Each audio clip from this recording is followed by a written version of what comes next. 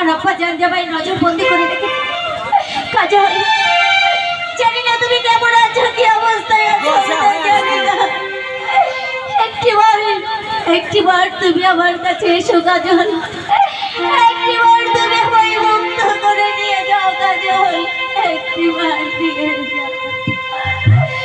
খোদা, কে কাঁদছে?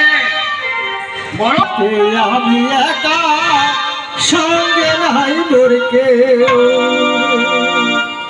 কুল কুল ভৈরা নদী উদাস পাতাল ঢেউ রে, ওই পাহাড়ে আমি একা, সঙ্গে নাই মোর কেউ। হাইয়া